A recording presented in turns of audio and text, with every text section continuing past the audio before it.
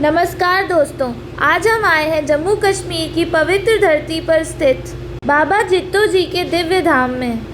आज हम आपको इस पवित्र स्थान के दर्शन कराएंगे और साथ ही जानेंगे बाबा जित्तो की वह प्रेरणादायक कथा। बहुत समय पहले जम्मू की पवित्र धरती पर एक धर्मपरायण ब्राह्मण किसान रहते थे। उनका नाम था जित्तमल, जिन्हें आज दुनिया बाबा जित्तो जी के नाम से जानती है। भगवान शिव की अपार कृपा से जाजला और रूपो दंपत्ति को एक पुत्र हुआ, जिसका नाम जित्तमल रखा गया। माता पिता जित्तो को उनकी मौसी को सौंपकर इस दुनिया से चल बसे। जित्तो बचपन से ही भक्ति भाव में लीन रहते थे। खेती बाड़ी के काम के साथ साथ सुबह शाम राजा मंडली गुगा वीर की पूजा अर्चना करते थे।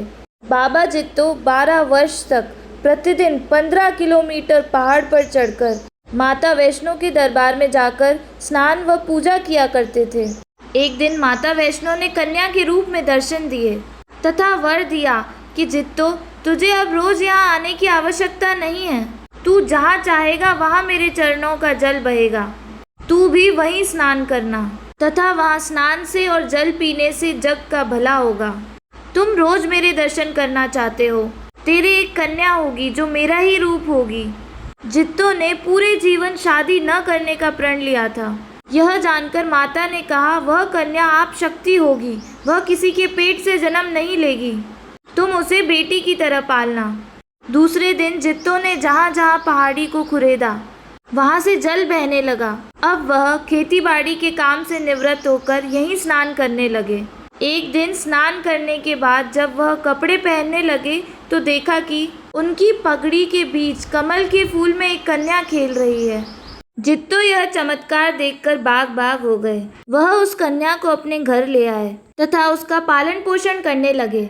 उन्होंने उस कन्या का नाम माता वैष्णो के ही एक नाम गौरी रखा तथा प्यार से उसे कौड़ी कहकर पुकारने लगे।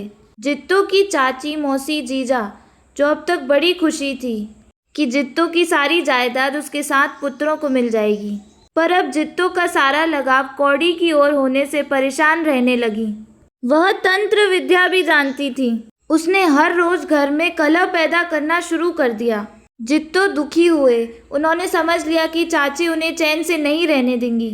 उन्होंने अपने मकान को ताला लगा दिया तथा सारी जमीन चाची और उसके पुत्रों को सौंपकर बुआ, कौड़ी तथा बैलों की जोड़ी लेकर जम्मू की ओर चल दिए। वह झिड़ी नामक स्थान पर एक जागीरदार वीरी सिंह से खेतीबाड़ी करने के लिए जमीन ली तथा उस जमीन उपज का तीसरा हिस्सा वीरी सिंह को देना तय हुआ।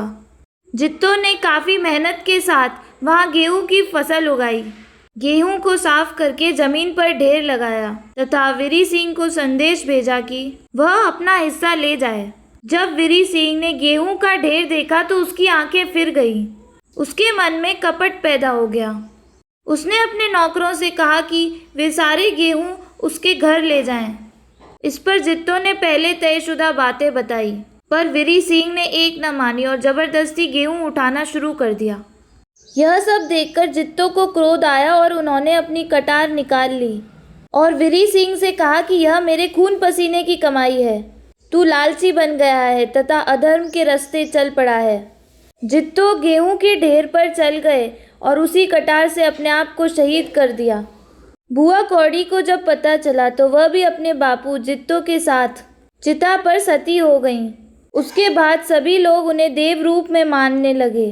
बाबा जित्तो और बुआ कौड़ी के इस पवित्र स्थान पर जो श्रद्धालु आते हैं तथा पवित्र जल का सेवन करते हैं, संतान प्राप्ति सहित मनवांछित फल पाते हैं।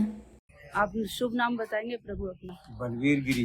गिरी संप्रदाय मतलब जूना खाड़ा से आप? हाँ जी। अच्छा, वो जित्तू बाबा मंदिर अलग है, मंदिर अलग है। अच्छा, ये गुरु स्थान है। बेटा क्या नाम है आपका? मेरा नाम रघु शर्मा है। ये यहाँ पर पुआ का भोग लगता है? हाँ जी, ये बाबा जी को भोग लगाया जाता है।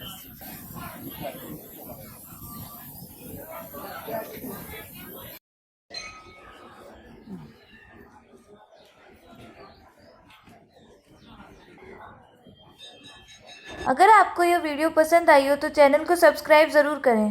वीडियो को लाइक करें और अपने दोस्तों के साथ शेयर करें। मिलते हैं अगली ऐसी ही शानदार यात्रा में। जय बाबा जित्तो जी महाराज।